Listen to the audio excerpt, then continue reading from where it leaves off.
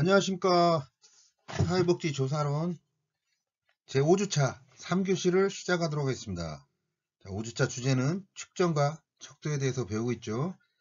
자, 3교시는 2교시에 이어서 측정 수준, 명목 수준, 서열 수준, 등간 수준, 비율 수준 그거 한번 살펴보고, 또 본격적인 척도, 리커트 척도, 거트만 척도, 의미분화 척도, 서스톤 척도까지 함께 공부를 진행하도록 하겠습니다.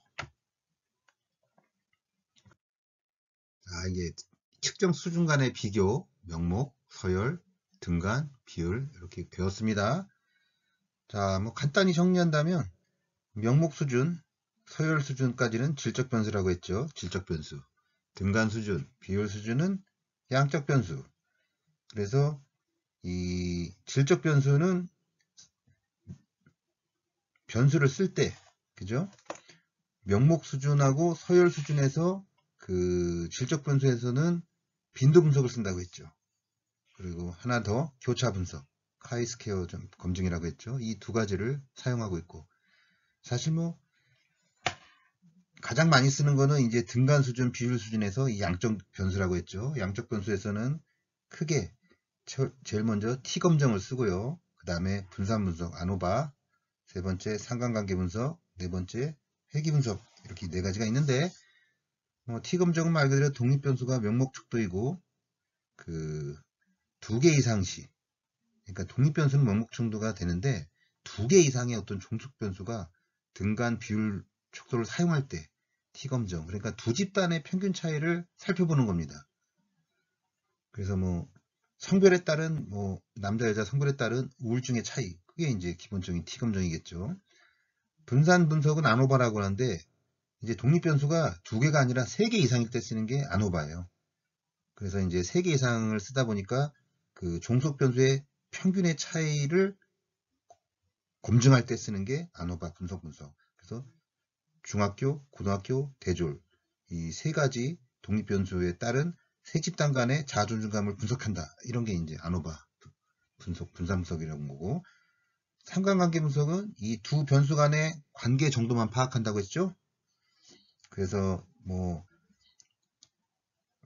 한 변수가 변화됨에 따라 다른 변수가 어떻게 변화되고 있는지, 이게 이제 상관관계고, 그 다음에 이제 회귀 분석은 이제 독립 변수가 종속 변수에 어느 정도 영향을 미치는가. 이제 사실 이게 가장 많이 쓰입니다. 그래서 이 종속 변수가 이제 만약에 두 개 이상이다. 그럴 경우에는 이제 다중 회귀 분석이라 하죠. 이렇게 해가지고 회귀 분석은 인과관계를 분석하는 것입니다. 자, 이렇게 이제 기본적으로 우리가 통계 어떤 작성할 때 변수를 측정을 수준을 잡아가지고 자료를 분석할 때 쓰는 방법까지 한번 살펴봤고요. 여러분에게 있어서 만약에 행복의 척도가 무엇인가, 또 스스로 나는 행복하다라고 할 수 있는 상황과 조건은 무엇인지 개념적 정의를 내려야 하겠죠. 그 다음 과정은 그 개념을 측정하기 위해서 조작화를 해야 되겠죠. 왜냐? 추상적인 개념이니까. 측정에 있어서 초점은 바로 과연 우리가 관심을 갖고 알아보고자 하는 그 개념이 측정 가능한 것인가, 이걸 알아보고 싶은 거죠. 이 행복이라는 다소 개념이 좀 모호하고 복잡한 인간 태도를 측정할 수 있도록 어떻게 도구로 구성할 것인가는 과학적 지식을 습득해야 하는 연구자 입장에서 매우 중요한 노력이라고 말할 수 있습니다.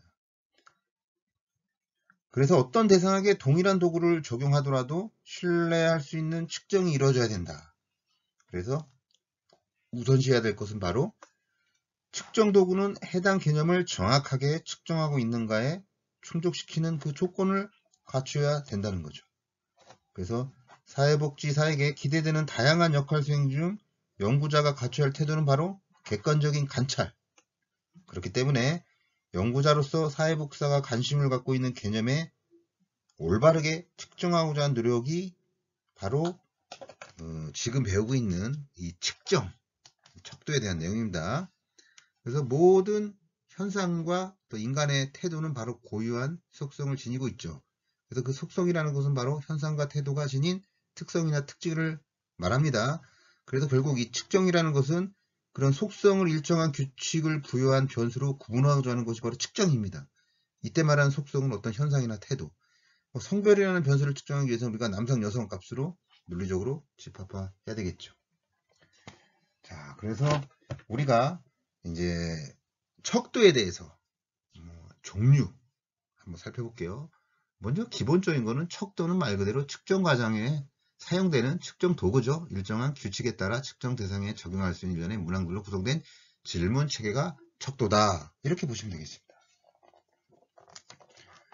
그럼 이 척도가 우리가 공부를 할 때 다양한 게 있는데 사실 결국은 이 척도하고 지수하고 약간 비교할 게 비교 정리가 좀 필요합니다. 지수보다 좀 작은 개념이 지표인데 지표는 뭐냐면 변수의 속성을 나타내는 요소입니다.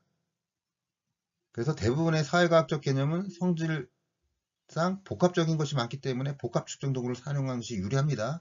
그래서 여러 지표들을 결합한 복합 측정 도구가 바로 지수하고 척도라고 하는 것입니다. 근데 지수라는 것은 뭐냐? 경험적으로 쉽게 인식할 수 있는 지표들로 구성된 거. 지표가 모인 게 지수죠. 소비자 물가 지수, 종합주가 지수, 이런 것들이 이제 지수가 되겠고. 그 다음에 이제 척도라는 것은 사람들의 태도와 관련된 변수들을 측정할 때 쓴다. 그러니까 지수는 그냥 경험적으로 쉽게 인식하는 것들. 그런 거에 관련된 거고, 척도는 사람들의 태도, 관련된 변수 측정하는 거. 그래서 지수가 굉장히 비교적 객관적 지표를 다루겠죠. 왜냐면 소비자 물가지수, 종합주가지수 이런 지수들은 객관화되어 있잖아요. 지표가 모이면 지수라고 했으니까. 근데 척도는 약간 추상적이야. 행복, 자아존중감, 만족도 다양하잖아요. 그리고 또 내면적인 성찰 사항을 다루기 때문에 지수에 비해서 나름대로 엄격한 구성 절차가 필요하다. 이런 내용입니다. 그래서 이제 척도가 이제 명목 척도, 서열 척도, 그 다음에 크게는 이제 명목 척도, 서열 척도, 등간 비율 척도, 그죠? 이제 이런 게 크게 나눠져 있는데, 자, 명목 척도는 2교 시대도 많이 설명드렸지만, 측정의 각 범주의 상호 배타적이고, 또 같은 범주에 포괄적이하게 되기 때문에, 응답 범주들이 응답 가능한 상황을 다 포함하고 있어야 되겠죠. 그리고 응답 범주들이 논리적 객관성을 가지고 있어야 되겠죠. 이게 이런 원칙만 갖추시면 명목 척도는 쉽습니다. 성별, 남녀 1번, 2번. 그 다음에 한국인의 대상 종교, 개신교, 카톨릭, 불교, 기타. 종교 없음. 이렇게 응답 범주가 서로 상호 배타적이고 응답 가능한 모든 범주를 다 포함하고 있기 때문에 또 범주를 간의 논리 연관성도 갖고 있기 때문에 그것이 명목 척도가 되는 겁니다. 서열 척도에는 평정 척도, 리커트 척도 같은 말은 총합 척도, 누적 척도 크게 이 세 가지가 있는데 평정 척도는 말 그대로 사회 현상을 측정하는 척도가 가장 널리 활용되는 척도입니다. 어떤 인물, 집단, 사물 등에 대해서 주어진 기준에 의해서 평가하도록 하는 척도가 평정 척도다.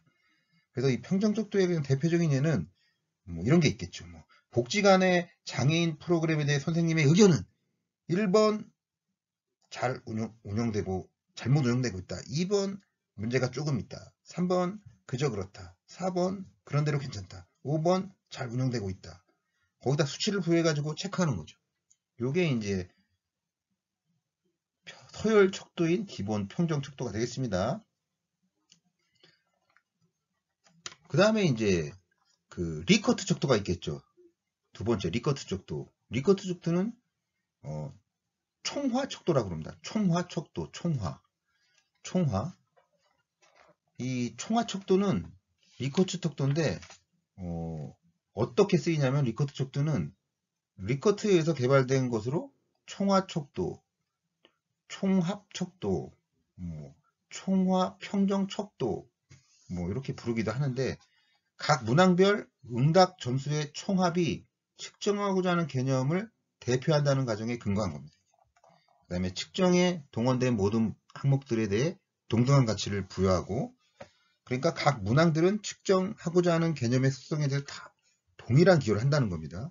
그리고 리커트 척도는 실용성이 높고 효과가 있다고 평가가 되기 때문에 사회과학에서 가장 널리 사용한다. 응답의 범주들이 명백한 서열을 가진 특징이 있기 때문에 서열 척도겠습니다. 리커트 척도는 기본적으로 기본 절차가 어떻게 되냐 하면 척도를 구성하는 질문 문항을 먼저 작성합니다. 그래서 뭐 쟁점이나 대상에 대해서 긍정, 부정, 뭐 우호적, 비우적, 찬반 이런 방향이 뚜렷한 문항수를 다소 수집한 다음에 그 다음에 중간 성향의 문항은 좀 포함시키지 않는 것이 좋습니다. 그 다음에 척도가 사용될 모집단이나 모집단을 대표하는 응답자의 표본을 잘 선택을 한 다음에 각 문항에 대해서 응답 범주를 작성합니다. 각 문항의 응답 범주에 가중치를 넣고 뭐 점수는 가장 긍정적인 거, 항목에서부터 가장 부정적인 거 또는 그 반대로 일관성 있게 부여하면 됩니다.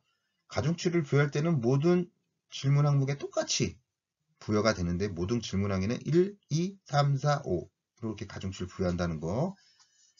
그리고 응답자들이 각 문항에 대한 응답 범주 중에서 가장 가까이 표현한 것에 표시하도록 하는 겁니다. 리커트 척도는. 그리고 리커트 척도는 각 문항에 대한 응답자의 응답을 이제 점수로 산정하는 거죠.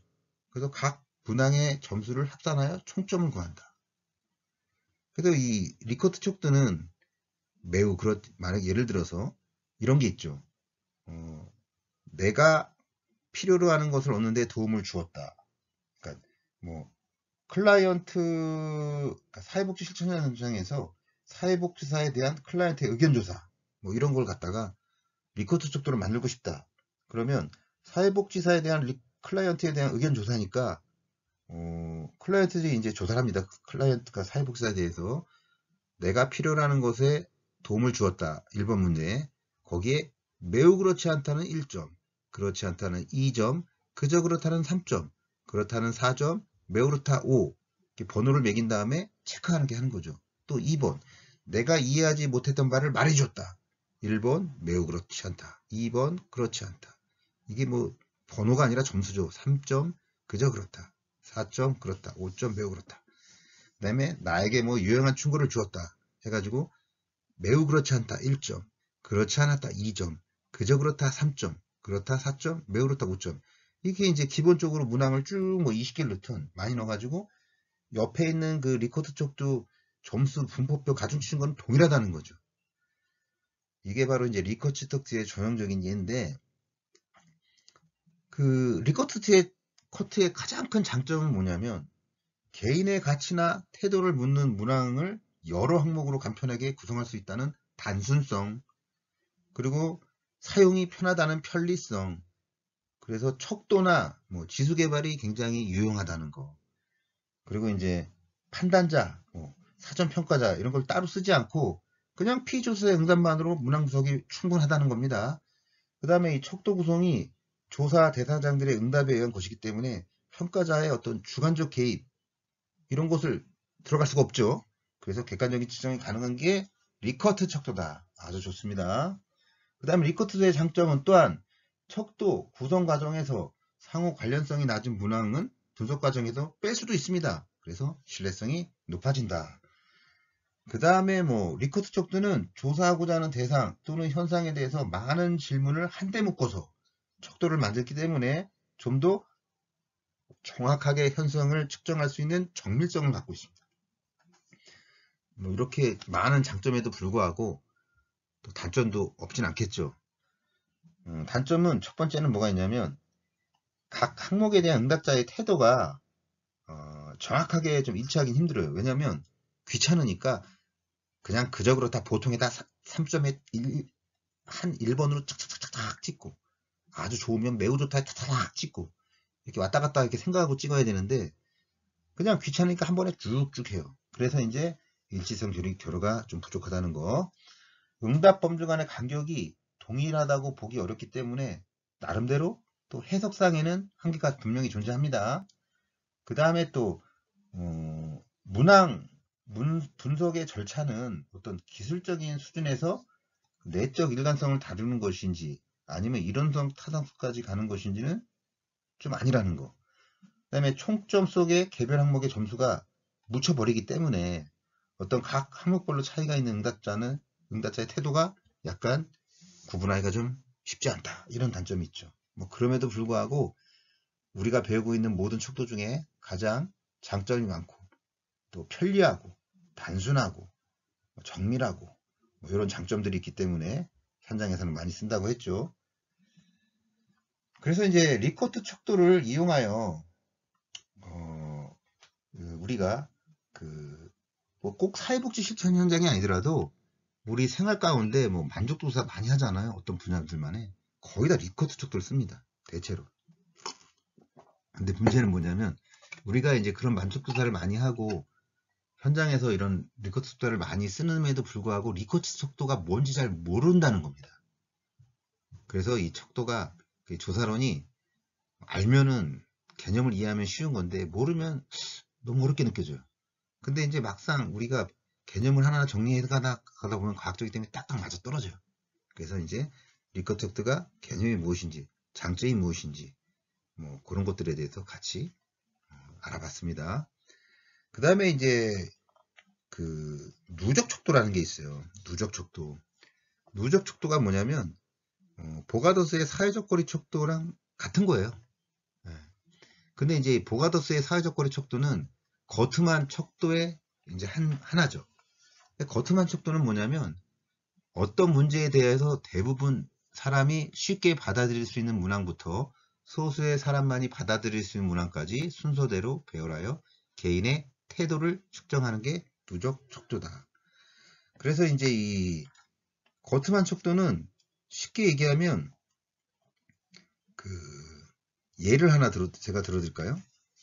뭐 만약에 북한 이탈 주민에 대한 어떤 사회적 거리감을 측정하는 문항으로, 그러니까 사회적 거리감, 보가더스의 사회적 거리 척도, 이게 이제 거트만 척도의 대표적인 예인데, 뭐 북한 이탈 주민에 대해서 사회적 거리감을 측정하는 문항으로 이제 만들었습니다. 이럴 때 이제 거트만 척도 쓰는데 이런 거죠. 1번 문제. 만약에 1번 문제를 읽고 찬성하면 예, 체크, 아니면 반대, 아니오에다 체크하면 됩니다. 1번, 북한 이탈 주민을 우리나라 방문객으로 허락할 의향이 있습니까? 있으면 예, 아니면 아니요. 체크하면 됩니다. 2번, 북한 이탈 주민을 우리나라 국민으로 허락할 의향이 있습니까? 예, 아니요. 북한 이탈 주민 우리 학교 학생을 허락할 의향이 있습니까? 예, 아니요. 북한 이탈 주민을 절친한 친구로 허락할 수 있겠습니까? 예, 아니요. 뭐 계속 이렇게 나갑니다. 북한 이탈 주민과 결혼해 내 가족을 허락할 의향이 있습니까? 예, 아니요. 그러니까 거트만 척도는 결국 내용의 강도에 따라서 일관성 있게 서열을 이루고 있기 때문에 단일 차원적이고 누적적인 성격을 가지고 있다는 겁니다. 그래서 지금 예를 들은 것처럼 북한 이탈주민, 북한 투과 입국주민이 방문객, 그 다음에 뭐 국민 허락 의향, 우리 학교 학생들은 허락 의향 다 동일하죠. 그러니까 강도를 자꾸 물어보는 거니까 이 사회적 거리감은. 그래서 일관성 있게 서열을 이루고 있다는 게 특징인 거죠. 근데 이 거트만 척도는 불편하기도 하고 만들기도 어려워서 잘 쓰지는 않습니다. 거의 안 쓴다. 그러나 거트만 척도가 있다는 거. 그리고 거트만 척도에는 대표적인 예가 보가더스의 사회적 거리 척도다. 이제 요거를 정확히 알고 있습니다. 그러면 보가더스의 사회적 거리 척도가 또 어떨 때 많이 쓰는 거냐면 인종이나 뭐 사회계층에 대한 사회적 거리를 측정할 때 뭐 5개에서 7개 정도 문항을 물어보는데 뭐 북한 이탈주민이라든지 또 뭐 경로당이 뭐 서울에 있는 것은 괜찮다. 경로당이 강북구에 있는 건 괜찮다. 경로당이 아파트에 있는 건 괜찮다. 경로당이 우리 집에 있는 건 괜찮다. 뭐 이런 것도 동일한 예인데 이렇게 이제 인종이나 뭐 사회 계층에 대한 또 사회적 거리를 측정할 때 쓰는 게 보가더스 척도다. 그게 거트만 척도다. 이렇게 이해하시면 되겠습니다. 이게 이제 보가더스 척도가 이제 결국 누적 척도입니다. 누적 척도. 응? 누적 척도. 그래서 보가더스의 사회적 거리 척도는 결국 누적 척도의 한 종류라고 볼 수 있습니다. 뭐 보가더스가 처음 개발한 건데 주로 뭐 인종, 소수민족, 가족 구성원, 뭐 사회 집단 간, 사회 계급, 직업 형태, 뭐 사회적 가치 등에 대해서 사회적 거리감 정도를 측정해서 개발이 된 거죠. 뭐 심리적 거리가 가장 먼 것부터 가장 가까운 순서대로 배열을 시켜서 순서를 수치하는 거겠죠. 뭐 단순히 뭐 사회적 거리의 원근의 순위만 표시하는 것이지 뭐 민족 간의 친밀한 정도, 크기 이런 건 없습니다. 자, 그 다음에 이제 이 거트만 척도, 그러니까 이제 뭐 누적 척도겠죠. 이 누적 척도의 장점도 있습니다. 적용 범위가 매우 넓고 예비 조사에 적합하고 다른 유형의 사람들과 친밀성, 뭐 상이의 강도 같은 거 측정하는 기법이고 집단 상호 간의 거리 측정은 유용하고 뭐 논리적 위계 구조를 가진 설문 문항으로 사용하기 때문에 정보 처리에 있어서 경제성을 최대한 살릴 수 있다. 단점으로는 적용 범위가 넓은데 척도로서 뭐 인위적 조작성이 강하기 때문에 실제로 가용하고자 할 땐 여러 가지 한계가 직면할 수밖에 없다는 거. 그리고 7개의 뭐 소열화된 척도를 연속 선상에 배치하여 응답자가 어떤 서열적인 선택을 하도록 한 것인데 실제 응답자들이 어떤 하위 항목에서 상위 항목까지 혼합적으로 선택하기에는 약간 논리적으로 맞지 않다. 이런 게 있습니다. 뭐 그 다음에 이제 우리가 배울 게 이제 누적 척도입니다. 누적 척도. 누적 척도는 뭐 많이 쓰지는 않습니다. 누적 척도. 그러니까 이 누적 척도 같은 경우에는 뭐 누적이라는 것의 의미는 강한 태도를 갖는 뭐 문항에 대해서 긍정적인 견해를 표방한 사람은 약한 태도를 나타내는 문항에 대해서 긍정적이라는 논리를 적용하여 문항을 배열하는 건데 뭐 이런 서열이 있기 때문에 가장 강하게 표현된 문항에 대한 응답 결과로부터 다른 모든 문항에 대한 응답을 어느 정도는 예측할 수 있다는 좀 장점이 있죠. 그 다음에 이제 우리가 배울 게 뭐가 있냐면 이제 의미분화 척도, 그렇죠? 의미분화 척도, 의미분화 척도, 의미분화 척도는 형용사를 쓰는 척도입니다. 형용사. 1957년에 오스굿이라는 학자가 이제 대표적인 학자가 이제 개발한 건데 말 그대로 의미분화 척도란 어떤 대상이나 낱말이 개인에게 주는 의미를 측정하는 방법으로 상반되는 의미가 있는 한 쌍의 형용사를 수평선 양극단에 배치한 다음에 그 사이에 정도를 표시할 수 있는 7간의 칸을 만들어 가지고 평가를 통해서 응답을 얻는다. 그래서 이런 게 있죠. 의미분화 척도의 대표적인 거는 얘가 이게 있어요. 클라이언트가 사회복지에 대한 어떤 느낌이 있습니까? 이렇게 물어봤을 때 똑같이 양방향에 왼쪽에 오른쪽에 왼쪽 끝에 이타적인 오른쪽 끝에 이기적인 형용사로 반대로 배치합니다. 그 사이에 1, 2, 3, 4, 5, 6, 7 이렇게 점수를 매겨놓고 또 왼쪽에는 예의 바른 오른쪽에는 무례한 반대적인 형사를 넣습니다. 1, 2, 3, 4, 5, 6, 7 거기다 점수를 체크하고 헌신하는 항목은 왼쪽 오른쪽은 욕심만 차리는 사랑하는 왼쪽 오른쪽 끝에는 미워하는 밝은 형용사를 왼쪽 끝에 놓고 오른쪽 끝에는 어두운 해가지고 양 끝에 형용사를 반대로 배치하고 중앙에다가 1점부터 7점까지 칸을 만들어서 체크하는 방식. 이게 이제 의미 분화 척도인데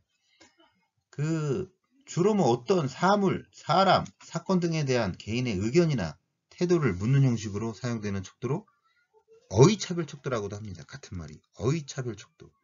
그다음에 의의차별 척도. 같은 말입니다. 다. 이 의미분화 척도는 어쨌든 다차원적 개념을 측정하는데 유용하기도 하고 또 특정 대상에 대해서 어떤 생각을 하는가에 대해를 탐색적으로 알아볼 때 주로 쓴다는 것입니다.